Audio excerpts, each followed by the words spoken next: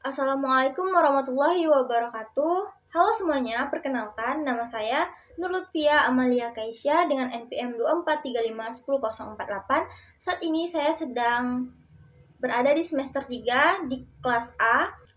Saya mengambil tema yaitu etika komunikasi di era kecerdasan buatan.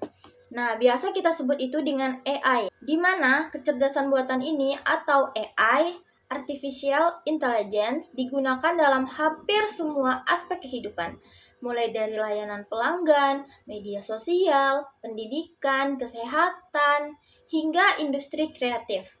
Namun, penggunaan AI ini juga memiliki tantangan baru, terutama dalam etika berkomunikasi atau etika komunikasi. Bagaimana manusia dan mesin dapat berkomunikasi?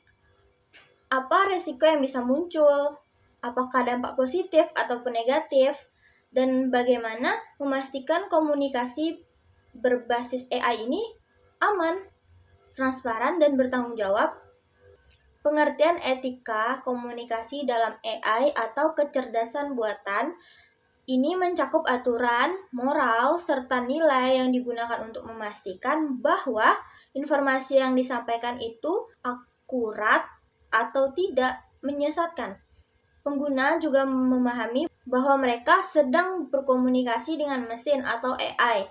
Nah, data yang digunakan itu tidak melanggar privasi siapapun itu, dan komunikasi mendukung kebaikan sosial, bukan sebaliknya. Tidak menyesatkan, tidak membawa pertengkaran karena AI. Lalu, apa tantangan etika komunikasi pada teknologi AI? Nah, yang pertama adanya kurangnya transparansi. Apa itu transparansi? Transparansi itu artinya keterbukaan. Nah, dalam konteks komunikasi dan teknologi AI, transparansi berarti sistem aplikasi atau AI jelas menjelaskan bagaimana mereka bekerja, tahu bahwa mereka sedang berinteraksi dengan AI, dan memiliki alasan yang dapat dijelaskan, bukan asal keluar saja.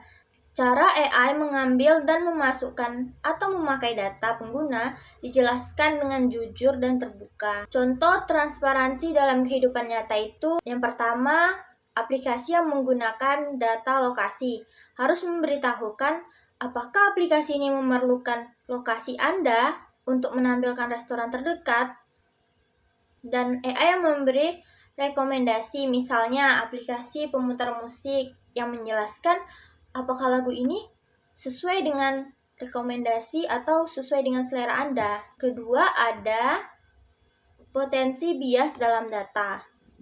AI belajar dari data. Jika datanya bias, maka keputusan AI juga bias. Jadi, tidak selamanya yang ada di AI itu benar. Jadi, kita juga harus menelusuri apakah itu kenyataannya benar ataupun salah. Tidak langsung bisa kita pastikan itu 100% benar. Lalu, deepfake dan disinformasi. AI dapat membuat suara palsu, gambar palsu, video palsu, dan menirukan muka seseorang atau suara seseorang itu hampir sama persis, sehingga bagi sebagian orang yang awam atau orang yang tidak paham akan dapat terjadinya hoax. Jadi terjadinya berita palsu yang hanya dibuat dari AI, dan ini sangat-sangat amat fatal kalau kita menggunakannya dengan salah, seperti kita memakai gambar seseorang atau foto dari orang lain yang kita tidak kenal, atau foto orang lain yang kita tidak suka, jadi kita memiliki rasa benci terhadap orang tersebut, lalu kita menyalahgunakan foto tersebut dan kita akan menyebar foto yang telah kita edit dengan AI ini ke khalayak banyak dan akan terjadi fitnah. Itu juga termasuk ke pencemaran nama baik. Nah, jadi dalam penggunaan AI ini harus tahu etikanya. Nah, lalu prinsip etika komunikasi di era AI ini. Nah, yang pertama transparansi. Pengguna harus tahu bahwa mereka ini sedang menggunakan AI dan tahu bagaimana AI itu berjalan.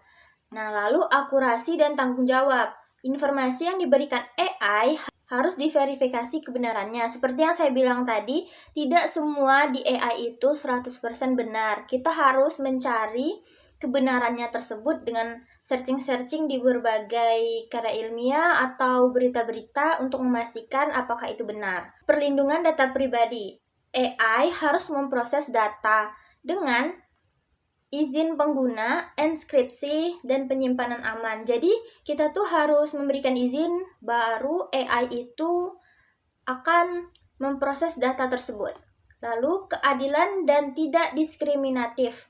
AI harus memberikan hasil yang sama tanpa memandang gender, ras, agama, dan status sosial.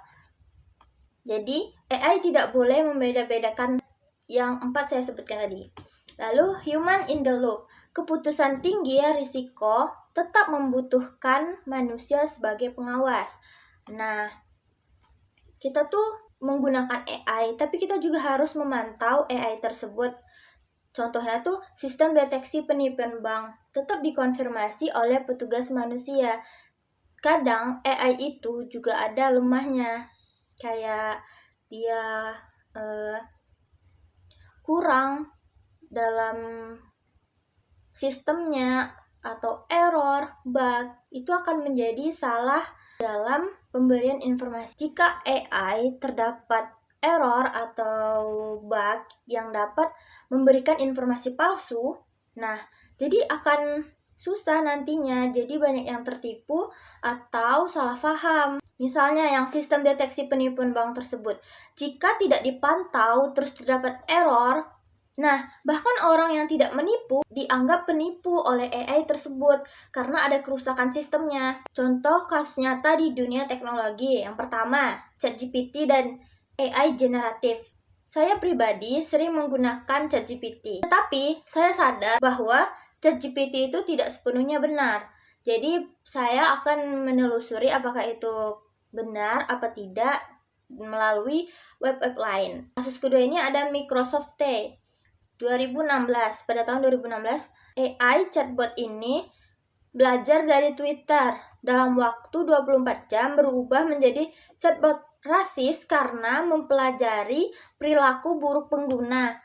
Nah, pelajarannya AI harus memiliki filter etika internal, tidak hanya belajar dari data mentah. Kalau belajar hanya dari data mentah, maka ia akan mengikuti yang seperti dia akan berubah jadi rasis karena pelajari perilaku buruk dari pengguna Twitter tersebut. Kasus ketiga adalah face recognition di Cina. Sistem ini menggunakan sensor wajah. Nah, sistem pengenal wajah sempat dikritik karena digunakan memonitor masyarakat, memunculkan bias ras tertentu. Nah, hal ini menimbulkan perdebatan global tentang privasi dan HAM dalam penerapan AI. Lalu, dampak apabila etika komunikasi tidak diterapkan adalah masyarakat bisa kehilangan kepercayaan kepada teknologi. Keputusan AI merugikan kelompok tertentu, privasi pengguna terancam, berita palsu yang menyebar dengan cepat karena AI ini kan bisa merubah gambar, video, memalsukan suara, bahkan memirip-miripkan suara seseorang. Lalu, reputasi perusahaan bisa rusak. Nah, contohnya itu ada di skandal Cambridge Analytica mengubah pandangan publik terhadap Facebook mengenai data pribadi. Apa upaya meningkatkan etika komunikasi dalam AI? Yaitu yang pertama, regulasi pemerintah, standar etika perusahaan. Google, Meta, dan Microsoft menerapkan prinsip AI harus bermanfaat untuk manusia, aman, dan bertanggung jawab. Pendidikan dan literasi digital. Pengguna yang menggunakan AI harus memahami cara kerja AI, kritis terhadap informasi digital. Saya harus melihat, meneliti apakah itu benar apa tidak. Terus saya tuh tidak harus mudah percaya kepada deepfake atau hasil AI mentah. Kesimpulannya, kecerdasan buatan menawarkan banyak sekali manfaat besar seperti efisiensi, otomatisasi, dan kemudahan komunikasi. Namun, tanpa etika yang baik, AI justru berpotensi menimbulkan masalah sosial, timbulnya fitnah, terus pelanggaran privasi, dan penyebaran informasi palsu. Karena itu, AI harus dikembangkan transparan, adil, aman, menghormati hak pengguna, dan tetap diawasi oleh manusia. Baiklah, hanya ini yang dapat saya sampaikan. Lebih dan kurang saya mohon maaf. Wabillahi taufik wal hidayah. Wassalamualaikum warahmatullahi wabarakatuh.